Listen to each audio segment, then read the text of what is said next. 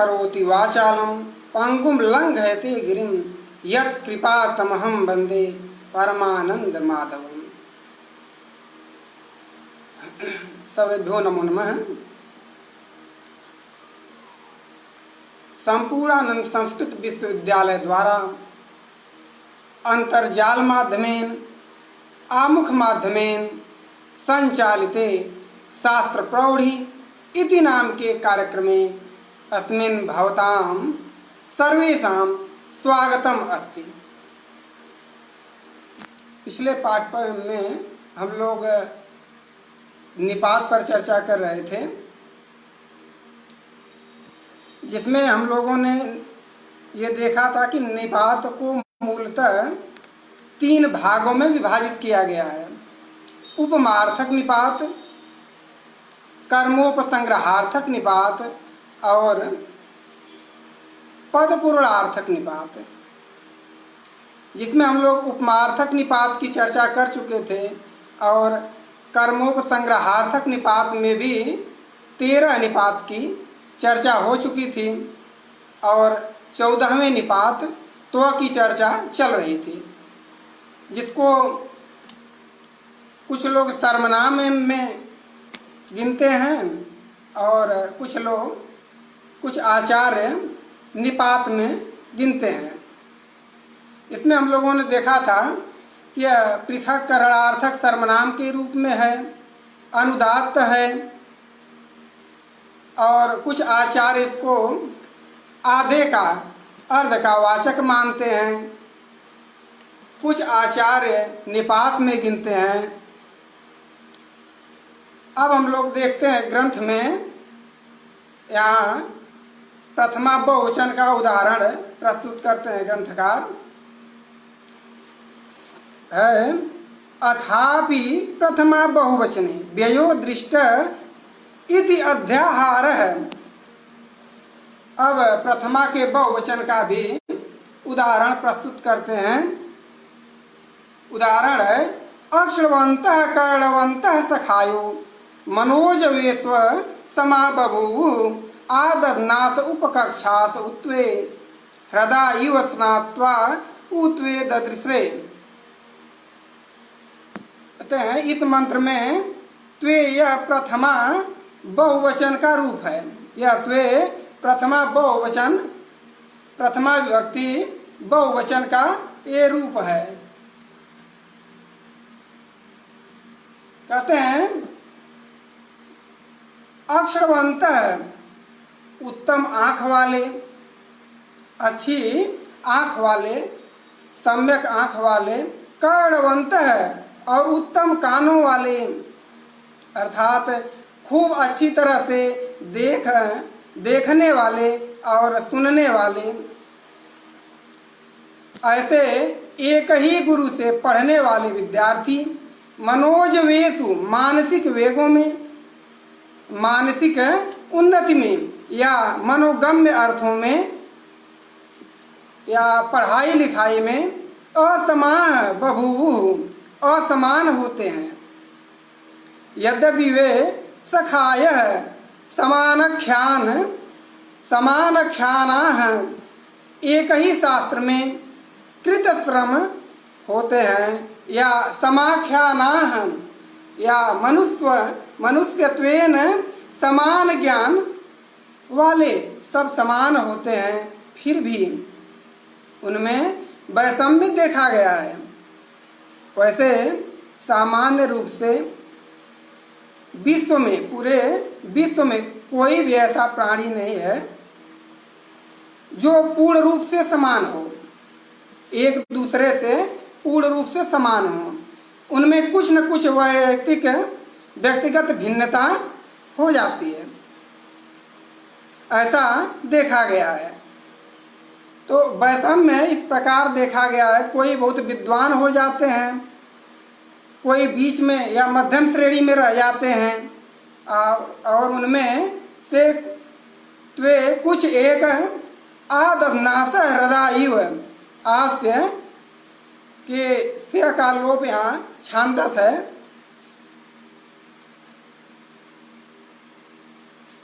कहते हैं आस दधन हृद परिमाणा प्रज्ञा से मुख तक भरे हुए तालाब के समान सदृश ददृश्य दिखाई देते हैं। अर्थात कुछ ज्ञान वाले उपकक्षा से कोई बुद्धि से कांख तक भरे हुए तालाब के समान सदृश दिखाई देते हैं, अर्थात अल्प प्रज्ञ होते हैं। कहा इन्होंने कि कुछ ऐसे ज्ञानवान होते हैं जो परिपूर्ण होते हैं, जिनका ज्ञान मुख तक होता है या अधिक होता है, और कुछ ऐसे होते हैं जिनका ज्ञान यहाँ कांख तक यानी उनकी अपेक्षा कम ज्ञानवान होते हैं। और वे कोई एक स्नात्वा अगाध विद्वता से स्नान के योग्य अगाध पानी वाले हृद के समुद्र के समान दिखाई देते हैं या होते हैं। अर्थात समान इंद्रियादि समान इंद्रियों अंगों को के होते हुए भी समानता उनमें होते हुए भी बुद्धि वैषम्य के कारण उत्कृष्ट मध्यम और अधम या अवर उनका अलग अलग विभाग होता है, या वो ऐसे 3 कैटेगरी में होते हैं। कुछ छात्र बहुत जल्दी सीख लेते हैं उत्कृष्ट कोटि में, कुछ मध्यम कोटि में आते हैं, और कुछ अधम या अवर कोटि में निकलते हैं या होते हैं। जैसे किसी तालाब का पानी मुंह तक आता है, किसी का कांख तक, और कोई अगाध पानी वाले भी होते हैं। अर्थात परिपूर्ण होते हैं, जिनमें खूब स्नान किया जा सकता है या तैरने का आनंद लिया जा सकता है। यहाँ भाव यह है कि यहाँ 3 प्रकार के होते हैं। कुछ ऐसे होते हैं जो सामान्य होते हैं, कुछ कम ज्ञानवान होते हैं, और कुछ ऐसे होते हैं जो बहुत ज्ञानवान होते हैं, उनमें कहीं कोई कमी नहीं रहती है, उनसे खूब ज्ञान प्राप्त किया जा सकता है। यहाँ इस प्रकार का भाव है। कहते हैं अक्षमंतः करणवंतः सखाय है अक्ष चष्टे अनक्ते रीत्याग्रायण है अनक्ते रीत आग्रायण है तस्मादेते व्यक्त तरे युव भवत इति विज्ञायते कर्ण कृन्तते निकृत द्वारो भवति ऋक्षतेरि आग्रायण ऋक्षन्तीव खे उदगंता मिति मनसाम प्रजवेश्वसमा बभूवुः आस्य दधना अपरे उपकक्ष दधना अपरे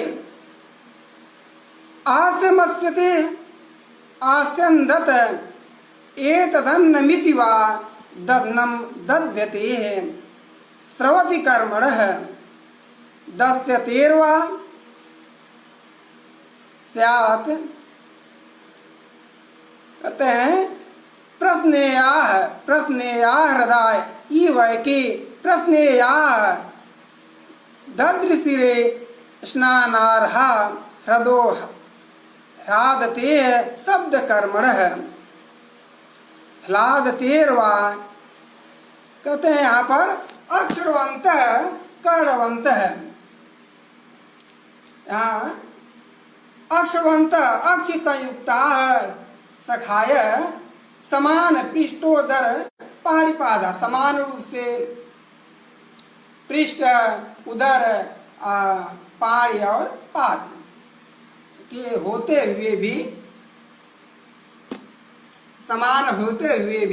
समान ज्ञान वाले एक ही शास्त्र में समान रूप से कृत श्रम होते हुए भी अक्ष चष्टेय दर्शनार्थक चक्षुण से यहाँ अक्षि बनता है, क्योंकि इनसे देखते हैं।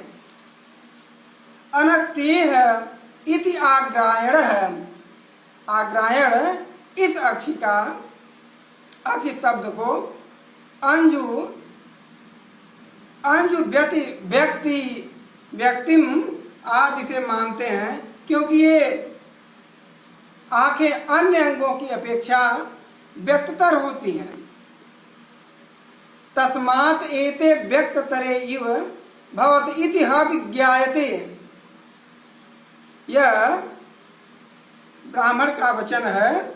इसका अर्थ है इसीलिए ये आंखें अन्य अंगों की अपेक्षा अधिक व्यक्ततर या प्रकाश युक्त हैं, ऐसा पता चलता है। कर्ण कृंतति है, कृत छेदने से कर्ण बनता है। निकृत द्वारो भवति, क्योंकि कान का द्वार यहाँ कटा हुआ होता है। ऋक्षते ऋत आग्रायण, आग्रायण का कहना है कि गत्य अर्थक ऋक्ष धातु से कर्ण बनता है। इसमें ब्राह्मण वचन भी प्रमाण है। ऋक्षन्तीव खे उदगंताम इति विज्ञायते। इसका अर्थ है खे, खे यानी आकाश में अभिव्यक्त शब्द इन कानों को ऋक्षन्ति प्राप्त होते हैं, और ये कान उन शब्दों को मानो लेने के लिए उदगंताम ऊपर को गए हुए होते हैं। इसलिए ऋक्ष से कर्ण शब्द की निष्पत्ति हुई है या उत्पत्ति हुई है। मनसाम प्रजवेशु, मनोवेगों में या मनोगम्येषु अर्थेषु, मनोगम्य अर्थों में असमाह बभू, असमान रहते हैं। आस्य ददनाह अपरे, कोई मुख तक पानी वाले हृद की तरह। उपकक्ष ददनाह अपरे, तो कोई कांख तक पानी वाले हृद की तरह। मंत्र में आददनास पद है, उसमें आस्य दग्न से स्य का प्रिसोदरादित्वात् या छांदसत्वात् लोप हो गया है। आस्य मस्यते, आस्य शब्द क्षेपणार्थक अस से बनता है। इस मुख में अन्न फेंका जाता है, इस मुख में अन्न फेंका जाता है या डाला जाता है। कहते हैं आस्यंदत एतदन्नम इति वा, या क्योंकि यह मुख शुष्क अन्न को भी अपनी लार से, जो मुख में लार है, जो आर्द्रता है, लार है से आर्द्र कर देता है। जो यह मुख शुष्क अन्न को, जो सूखा हुआ अन्न है, उसको यह जो मुख में लार है उसे आर्द्र कर देता है, गीला कर देता है। अतः आंग पूर्वक सेंधु प्रस्रवणे से बना सकते हैं। ददनम दध्यति स्रवति कर्मण है। ददन या ददन शब्द स्रवत्यर्थक दग धातु से बनता है, क्योंकि उत्तर परिमाण की अपेक्षा वह श्रुत या न्यून सा या कम सा होता है। दस्यतीर्वा स्यात् विदस्ततरम भवति, या उपक्षयार्थक दस धातु से दग्न बनता है। आगे कहते हैं प्रश्नेया हृदय एव एके प्रश्नेया दद्रिशिरे स्नानार्हा, जिसमें खूब गोते लगा लगा कर तैर कर स्नान कर सकते हैं।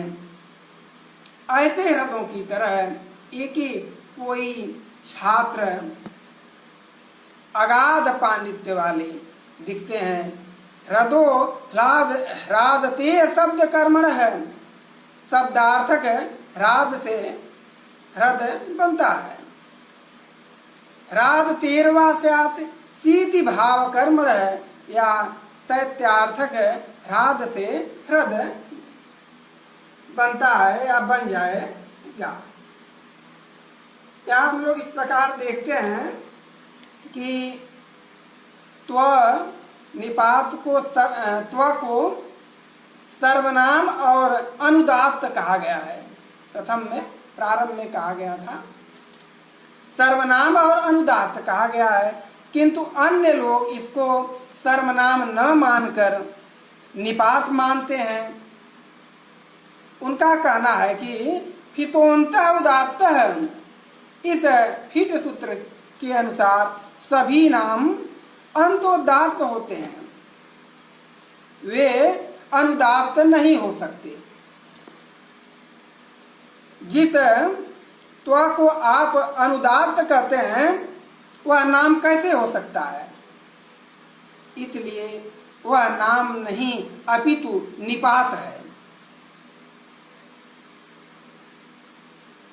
इसका उत्तर देते हैं कि तो यह निपात होता तो उसे अव्यय होना चाहिए था, क्योंकि निपात अव्यय होता है, अर्थात अव्यय शब्दों का लिंग विभक्ति वचन आदि में के रूप में कोई परिवर्तन नहीं होता है,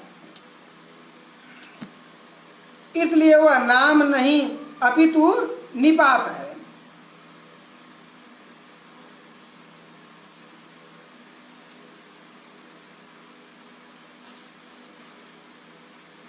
क्षम्यता पूर्व में चले गए थे। कहते हैं तो निपात होता तो उसे अव्यय होना चाहिए था, अर्थात अव्यय शब्दों का लिंग विभक्ति आदि में रूप का कोई परिवर्तन नहीं होता, जैसा कि उसके लक्षण में कहा गया है। सदृशम त्रिषु लिंगेषु सर्वासु च विभक्तिषु वचनेषु च सर्वेषु यन्नम वेति तदव्ययम तत अव्ययम। कहते हैं इस लक्षण के अनुसार त्व को यदि निपात माना जाए तो उसके रूपों में किसी भी अवस्था में परिवर्तन नहीं होना चाहिए, किंतु हम उसके विभिन्न विभक्तियों एवं वचनों में रूपों का प्रयोग वेद में पाते हैं। जैसे कहीं पर त्वम यह द्वितीया का रूप आया है, त्वम द्वितीया का, कहीं त्वस्मय आ जाएगा यह चतुर्थी का, कहीं त्वे आ जाएगा यह प्रथमा के बहुवचन का रूप, अन्य जगह पर इस प्रकार प्रयुक्त किया गया है या आया है। इसलिए त्व को सर्वनाम मानने में कोई अनौचित्य नहीं है, इसे त्व को सर्वनाम मानना उचित ही है। इसी बात को पुष्ट करने के लिए त्व के अनेक विभक्तियों में विभिन्न रूपों के प्रयोग इस उदाहरण में जो हम लोग अभी देखे हैं दिखलाते हुए महर्षि यास्क त्व को सर्वनाम मानने के विषय में उठाई हुई शंका या शंका का समाधान करने के लिए इस का आरंभ करते हैं। इसमें पहली पंक्ति में ये अथापि प्रथमा बहुवचने यहाँ पर चर्चा कर चुके।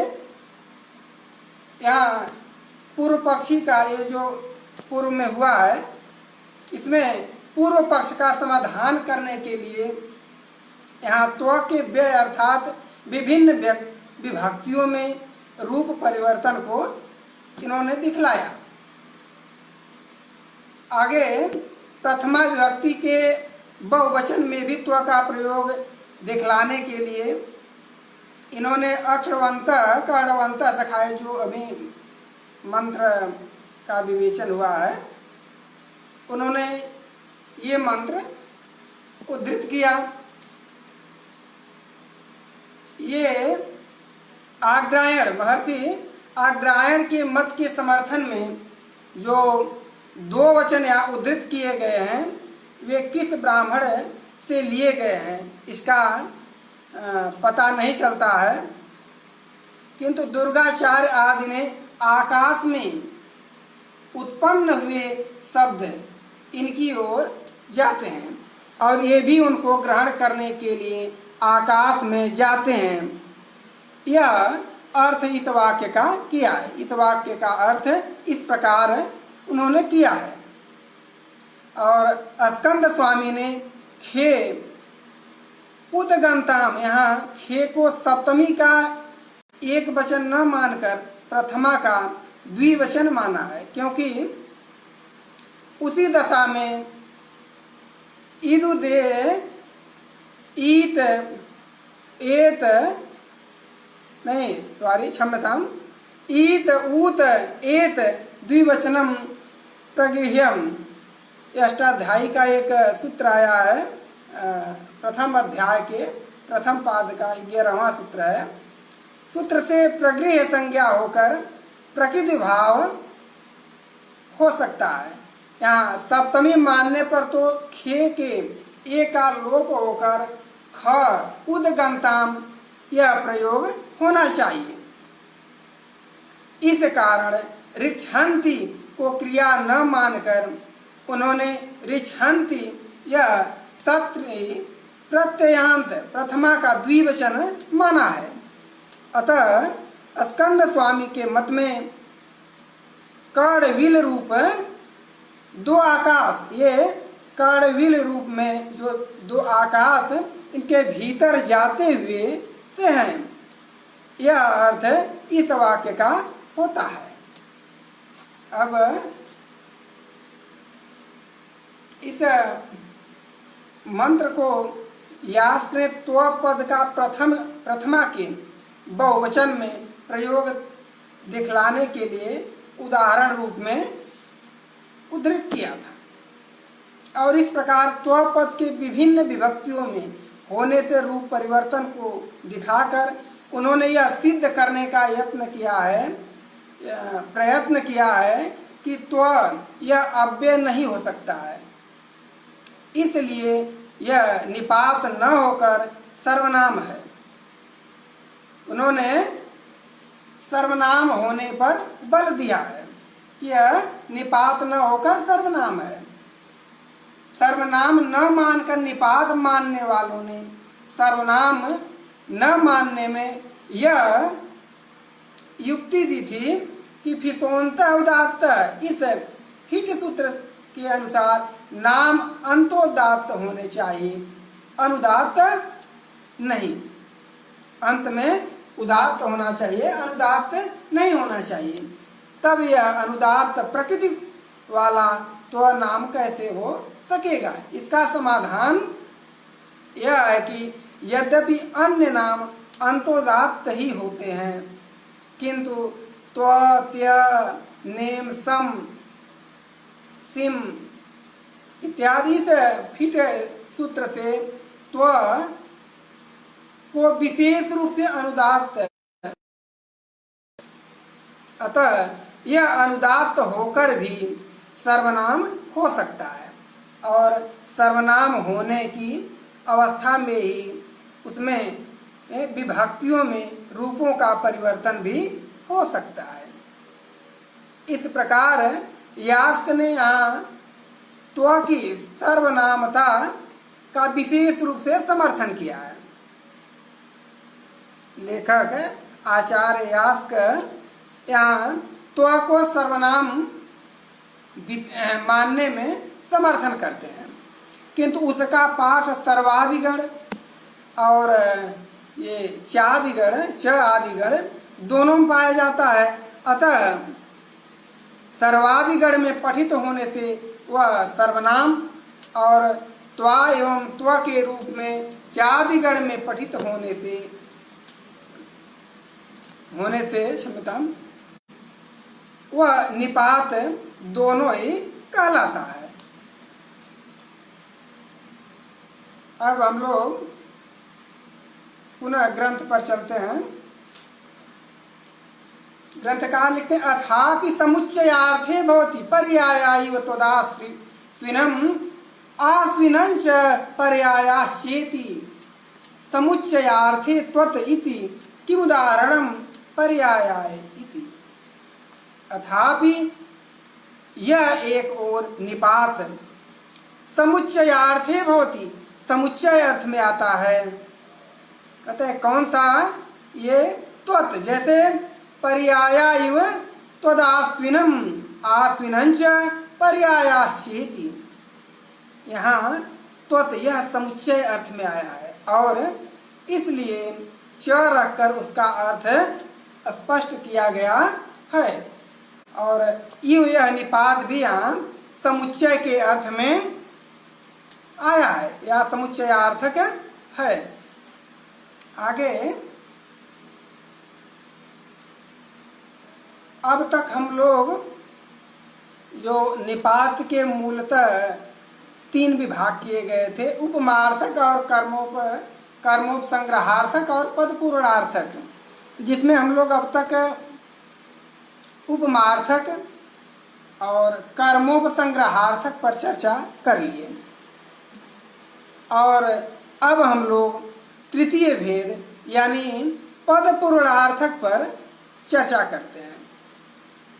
यहाँ ग्रंथकार लिखते हैं, अथ ये प्रवृत्तेर्थे मिताक्षरेषु ग्रंथेषु वाक्यपूर्णा आगच्छन्ति पदपूर्णा ते मिताक्षरेषु अनर्थका कमी विदम इति।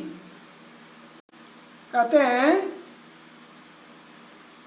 अब ये 4 निपात बताते हैं। पदपूर्णार्थक निपात की संख्या 4 बताए हैं, कम, इम, इत और उ।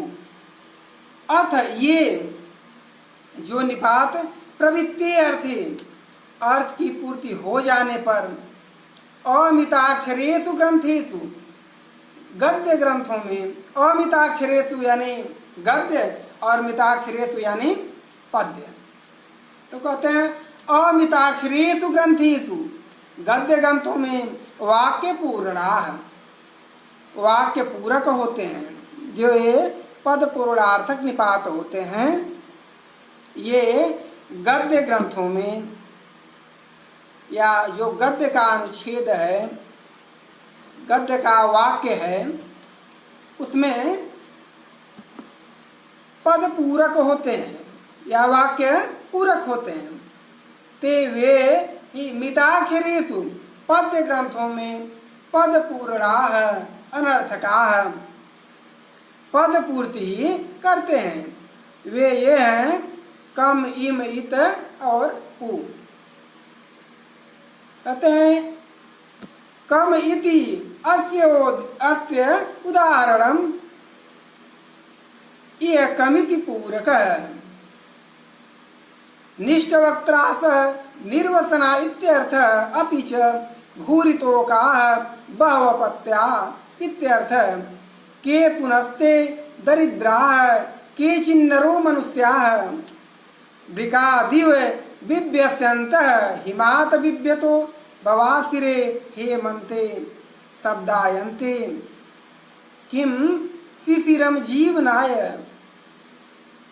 अल्पतर शीतम ही शिशिरम सुखम तत्र जीविष्याम इति अभिप्रायः।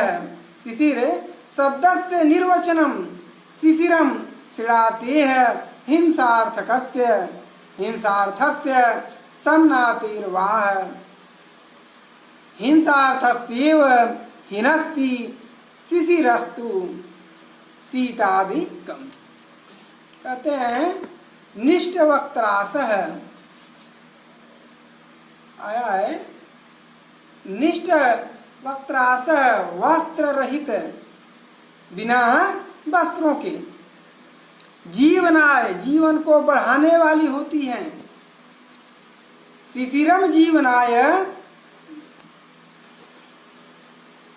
कहते हैं यहाँ निष्ठवक्त्रास वस्त्र रहित,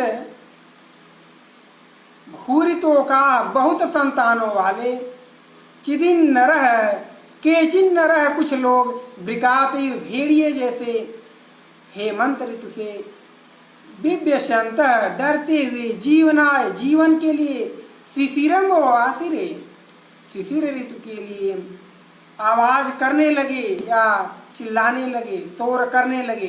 इसमें जो कम निपात है इसका कोई विशेष अर्थ नहीं है, यह केवल चरण की पूर्ति के लिए या पद की पूर्ति के लिए ही आया है। ववासिरे शिशिरम जीवनाय कम, ये जो अंतिम में कम आया है अंत में, यह केवल चरण की पूर्ति के लिए या छंद की पूर्ति के लिए ही आया है, जोड़ा गया है। शिशिरम शिशिर ऋतु जीवनाय जीवन को बढ़ाने वाली होती है। शिशिरम जीवनाय, यहाँ कम का कोई अर्थ नहीं है। शिशिरम से राती समनाती हवा, शिशिर शब्द हिंसार्थक श्री से या हिंसार्थक सम से बनता है। शिशिर ऋतु में जब वनस्पति आदि सूख जाती हैं और फिर उनमें वनाग्नि अति प्रचंड हो उठती है, जिससे वे नष्ट हो जाती हैं, और माघ और फाल्गुन में ये शिशिर ऋतु पड़ता है। अब तक हम लोग ये पद पूर्णार्थक के अंतर्गत प्रथम निपात कम पर चर्चा कर रहे थे। अब हम लोग द्वितीय निपात इम पर चर्चा करते हैं। इसमें ग्रंथकार लिखते हैं, एमेनम सृजिता सुते आसृजतैनम सुते इम इति अस्य उदाहरणम इमेनम सृजिता सुते। इम इति पद पूर्ण एव, यहाँ एमेनम सृजिता सुते यह मंत्रांश आया है ऋग्वेद के प्रथम मंडल के अंतर्गत नवम सूक्त का ये दूसरा मंत्रांश है। तो इम इति पद पूर्ण एव, हे अध्वर्य वह अभिसुते सोमे श्वासः एन मासृजत दत्त। एमेनम आ इम एनम, यह छेद है। कहते हैं एमेनम सृजिता सुते, एमेनम आ इम एनम, यह छेद है। इसमें इम एनम जो इम आया है इसका कोई अर्थ नहीं है। इसके रहने और न रहने से कोई अंतर नहीं आता है। कहते हैं यह केवल पद पूरक या पद पूर्ति के लिए ही इम का प्रयोग यहाँ हुआ है। इसका अर्थ है सुते अभिसुत, सोम में जो अपना अंश है, सुते अभिसुत सोम में जो अपना अंश है, एनम इसको आश्रियत आभिमुख्य, आश्रियत आभिमुख्य से उत्पन्न करो। आ इम एनम, यह छेद है, इसमें एम एनम आ इम एनम आया है।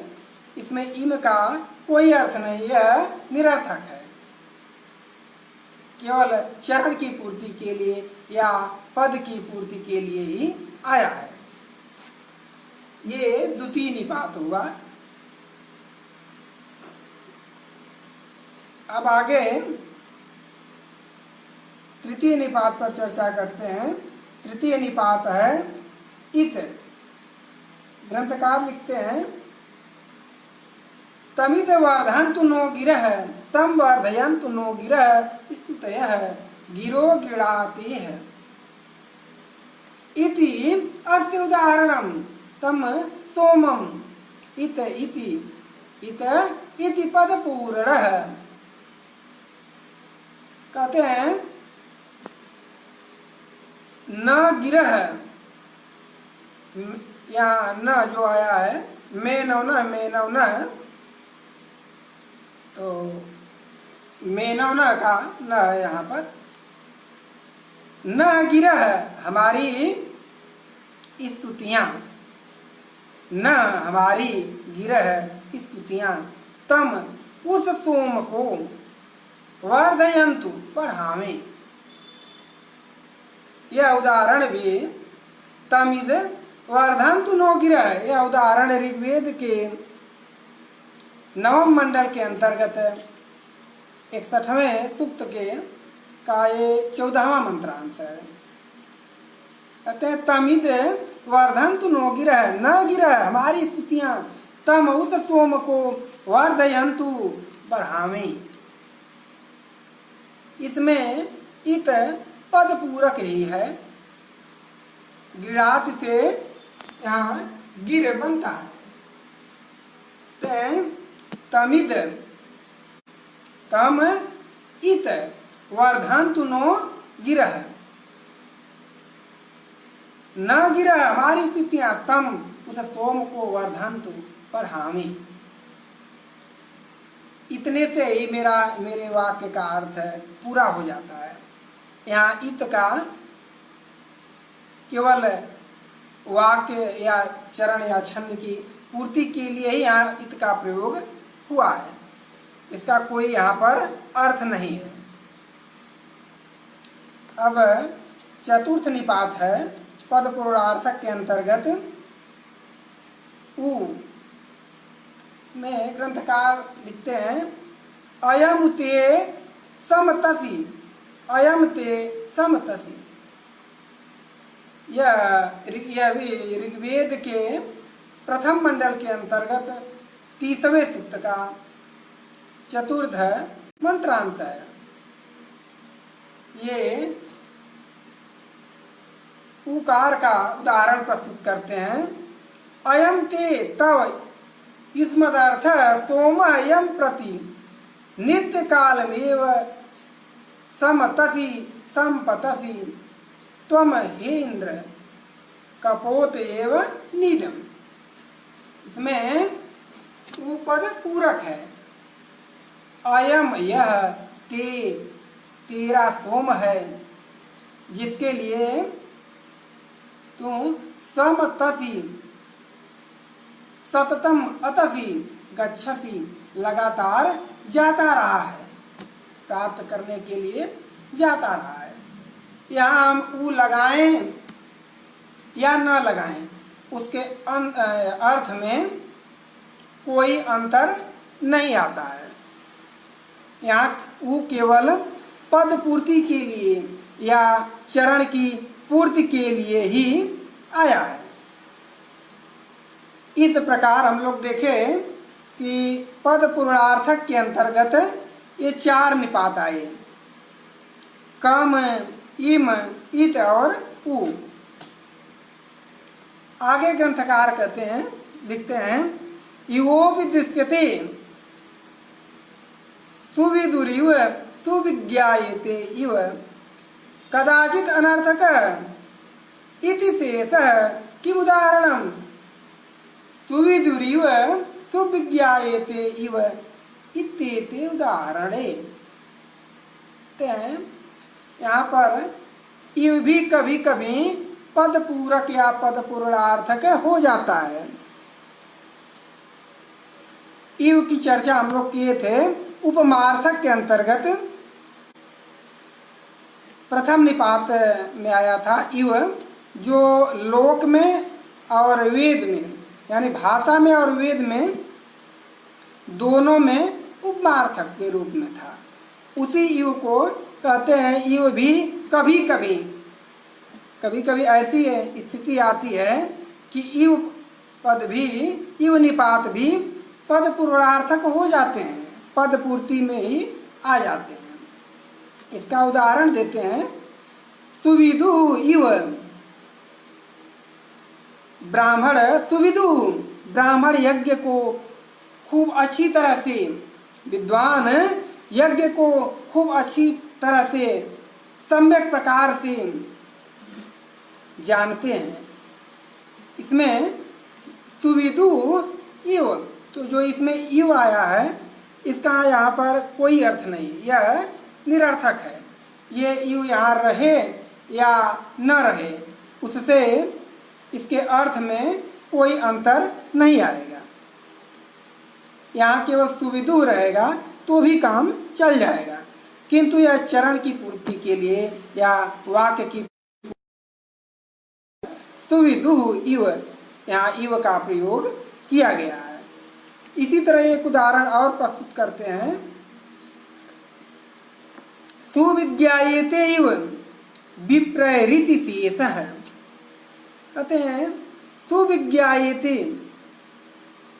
जो विद्वान यज्ञ को, ये विद्वान यज्ञ को और नक्षत्र को अच्छी तरह से, ठीक तरह से, सम्यक प्रकार से जानते हैं, तो इतने से सुविज्ञायते, इतने से इसका अर्थ निकल जाता है। लेकिन उदाहरण में है सुविज्ञायते इव, यहाँ पर भी इव का कोई अर्थ नहीं है। यह भी केवल पद की पूर्ति के लिए, वाक्य की पूर्ति के लिए, चरण की पूर्ति के लिए या छंद की पूर्ति के लिए ही आया है। कहीं कहीं ऐसे इव का प्रयोग हमें प्राप्त होता है। और वैसे इव मूलतः उपमार्थक निपात है। अब ये निपात का समाहार करते हैं। अथ निपात समाहार निरूपणम। अथ या अथ अधिकार अर्थ में आया है। सूत्र के 6 भेद होते हैं। संज्ञा च, परिभाषा च, विधिर नियम एव च, अतिदेशो अधिकारस्य षड्विधम सूत्र लक्षणम। तो यहाँ पर जो 6 लक्षण होते हैं, इसमें जो अर्थ का प्रयोग हुआ है यहाँ पर, यह अधिकार अर्थ में हुआ है। कहते हैं, आगे लिखते हैं, अथापि नेतेश यदि तेन संप्रयुज्यते परिभये हविर्वीर एके स्वरितः सचन्ते सुवंत सुनवंत एके सवनीस सोमान सचिर मदंत उत दक्षिणा भी। कहते हैं यहाँ अथायमेव इदिति केवल प्रयुज्यमान पद पूर्णो भवति अपि चायमेव न इत्येतेन संयुक्तः परिभयः अर्थे प्रयुज्यते। कथम प्रयोगः? कथम प्रयोगः? नेजिह्यायन्तो नरकम पतामीति। कहते हैं, हे नारद, एके इतो लोकात हविर्भी इत्यादि यहाँ प्रस्तुत करते हैं। यहाँ पर जो अथ आया है शब्द अधिकारार्थक है। यहाँ से निपात समाहार का निरूपण ये प्रारंभ करते हैं। अथापि किंच न इति एतः, न यह इत इति एतेन, इत के साथ परिभय सर्वतोभय अर्थ में संप्रयुज्यते प्रयोग में आता है। अर्थात जो इत पद पूरक ही था वही न के साथ मिलकर परिभय अर्थ में प्रयुक्त होता है। अर्थात इस न के साथ मिलकर वह सार्थक हो जाता है।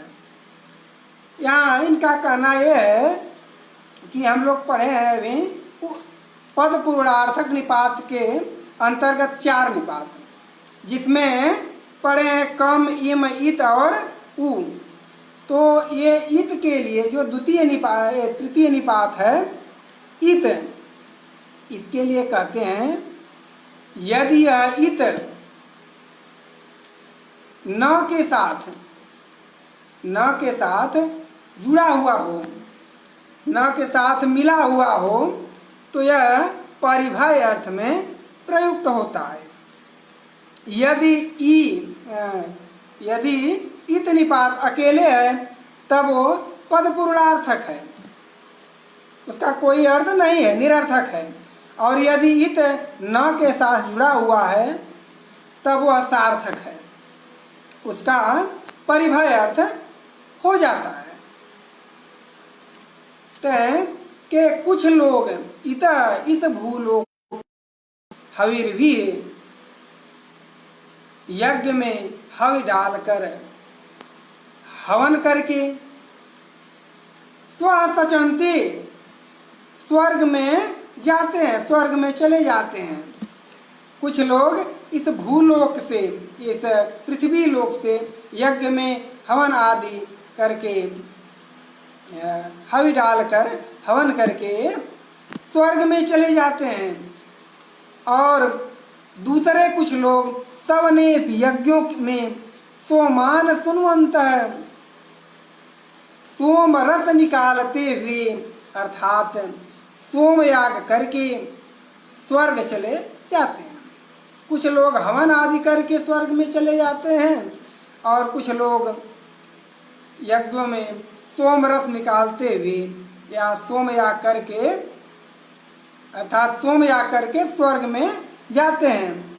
और सचे कुछ लोग वाड़ियों से स्तुतियों से बाड़ियों से स्तुतियों से मदंत संत पर्यंत बाड़ियों से अपने देवों को खुश करके प्रसन्न करके स्वर्ग को जाते हैं। उत और अन्य कुछ लोग दक्षिणाओं से यानी दान देकर, जब ये सब नहीं कार्य करते हैं तो केवल दान देकर स्वर्ग में जाने का उद्योग करते हैं, प्रयत्न करते हैं या यत्न करते हैं। न इते जिम यंत, किंतु बड़े दुख की बात है कि हम इन्हीं कहते हैं कि हे भगवान, हम इन्हीं अपने पतियों के साथ कपट पूर्ण आचरण करती हुई नरकम पताम, नरक में गिर रही है। ऐसा वाक्य आया है कि ये बड़े कहते हैं अपने, चूंकि स्त्रियां तो यज्ञ आदि ये सब कार्य कर नहीं सकती, तो कहते हैं कि ये अन्य कार्य नहीं कर सकती हैं, ये केवल पतियों की सेवा शुश्रूषा या उनके साथ छल कपट ही जा सकती है। नरकम पताम, नरक में कहते हैं नरक में गिर रही, ये पतियों से छल कपट करके नरक में जा रही हैं या नरक में गिर रही हैं।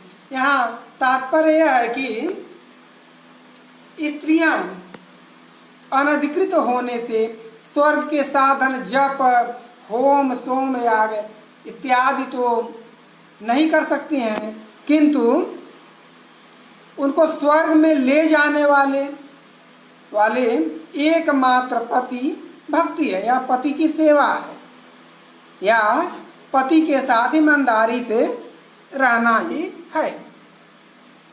यदि उससे भी वे वंचित हैं, यदि उन पतियों से भी वे छल कपट का व्यवहार करती हैं, तो कपट का व्यवहार करती है, उनके साथ धोखा करती हैं, छल करती हैं, उनसे झूठ बोलती हैं, तो निश्चय ही वे नरक में जाएंगी। यही दुख की बात है। कहते हैं नरक की यहाँ व्युत्पत्ति करते हैं, नरकम नीचैर गमनम, नीचय अर्यते गम्यते यस्मिन तत् नरकम नरकम, जिसमें नीचे जाना पड़ता है, अधोगति होती है, अधोगति प्राप्त होती है, वह नरक कहलाता है। कहते हैं वह आगे कहते हैं अथापि न चेतेस इदित्येतेन संप्रयुज्यते अनुपृष्टे न चेत सुराम पिबन्ति इति सुरा सुनेते है। कहते हैं अथापि और न च इति एतः न च यह निपात समूह, जो निपात समूह पर, जिस निपात समूह पर हम लोग चर्चा किए, इत इति एतेन, इत इसके साथ संप्रयुज्यते मिलाकर प्रयोग किया गया है। अनुपृष्ठे, अनुप्रश्न अर्थ में, दोबारा, अनुप्रश्न यानी दोबारा पूछने के अर्थ में, जैसे कहते हैं न चेत सुराम पिबंती, यदि शराब, मदिरा, शराब न पीते हों तो आ जाएंगे। इसका अर्थ है किसी ने किसी से पूछा कि तिष्ठन्ति वृषलाः तत्र, वहाँ क्या वहाँ विशल हैं? उसने उत्तर दिया कि तिष्ठन्ति, हाँ हैं, मतलब हैं वहाँ पर। तो कहते हैं, फिर वही प्रश्न करते हैं कि दोबारा पूछते हैं, यदि तिष्ठन्ति किमर्थम न आगच्छन्ति, यदि तिष्ठन्ति तो किम अर्थम न आगच्छन्ति, यदि हैं तो क्यों नहीं आ रहे हैं, यदि हैं तो आते क्यों नहीं। इसके उत्तर में फिर वही उत्तरदाता उत्तर देता है कि न चेत सुराम पिबंती, यदि शराब न पीते होंगे तो आ जाएंगे। सुरा सुनेते है, सुरा यहाँ पर सुई अभिसवे से बनता है, जिसमें अनेक, इसे अनेक पदार्थों को मिलाकर बनाया जाता है, अतः इसे अभिपूरित किया जाता है, तो इसे सुरा कहते हैं। आगे कहते हैं, एवं उच्चावचेषु अर्थेषु निपतन्ति तोपेक्षितव्याः उच्चावचेषु अर्थेषु बहुप्रकारेषु प्रयुज्यमानास्ते निपाता इच्छितव्याः कः कस्मिन् अर्थे वर्तते इत्येवं द्रष्टव्याः परीक्षा इत्यर्थः। कहते हैं, एवं इस प्रकार उच्चावचेषु अर्थेषु अनेक विध अर्थों में ये निपात, निपतन्ति गिरते हैं, आते हैं, ते उनका उपेक्षितव्याः अच्छी तरह से विचार कर लेना चाहिए। इति मानि चत्वारि पदजातानि अनुक्रांतानि नामाख्याते च उपसर्ग निपाताश्च इमानि इति मानि चत्वारि चतुसंख्यकानि पदजातानि व्याख्याय अनुक्रांतानि आनुपूर्वेण वर्णितानि नामाख्याते उपसर्ग निपाताश्चेति। इति इस प्रकार इमान ये चत्वारि चार पद जातियां, पदों के वर्ग अनुक्रांतान क्रमशः वर्णित किए गए, पठित हुए, पढ़े गए। ये चार पद जातियां हैं, नाम, आख्यात, उपसर्ग और निपात।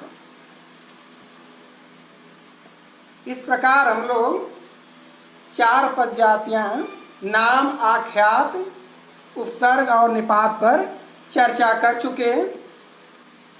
और निपात को हम लोग, अभी समय भी बचा हुआ है तो एक संक्षेप में देख लेते हैं कि किसके अंतर्गत कौन निपात आता है। हम लोग देखते हैं कि निपात को सर्वप्रथम तीन भागों में विभाजित किया गया है। उपमार्थक निपात, कर्मोपसंग्रहार्थक निपात, पदपूर्णार्थक निपात, ये तीन भाग हुए। उपमार्थक प्रथम, द्वितीय कर्मोपसंग्रहार्थक और तृतीय निपात पदपूर्णार्थक। तो उपमार्थक निपात के अंतर्गत देखते हैं कि चार निपात आते हैं, इव, न, चित और नु। द्वितीय निपात है कर्मोपसंग्रहार्थक, इसके अंतर्गत 14 निपात आते हैं, जिसमें 13 पूर्ण रूप से निपात कहे जाते हैं। 14वां त्व कहीं निपात रूप में और कहीं सर्वनाम के रूप में आता है। ये 14 हैं, च, आ, वा, अह, ह, उ, उ। ये है च, आ, वा, अह, ह, उ, ही, किल, मा, ख, खलु शश्वत नूनम सीम और त्व, इस प्रकार ये 14 निपात हुए कर्मोपसंग्रहार्थक। अब पद पूर्णार्थक के अंतर्गत हम लोग देखें कि 4 निपात आते हैं। प्रथम निपात है कम, द्वितीय इम, तृतीय इत और चतुर्थ उ। इस प्रकार 4 निपात आए। निपात का प्रकरण यहीं पर समाप्त होता है और तृतीय पाद भी समाप्त होता है। आज बुखार होने की वजह से थोड़ा व्यवधान आया है। अब हम लोग, समय भी हो चुका है, अगले पाठ में चतुर्थ पाद का पाठ करेंगे, अध्ययन करेंगे। यहाँ तक आज तृतीय चरण या तृतीय पाद समाप्त होता है। प्रथम अध्याय के अंतर्गत कुल 6 पाद हैं। 6 पाद में से 3 पाद पर हम लोग चर्चा कर चुके हैं, 3 पाद बचे हुए हैं। अब आगे की चर्चा अगले पाठ में किया जाएगा। तब तक के लिए नमो नमः, सभी का प्रणाम, सभी का नमस्कार।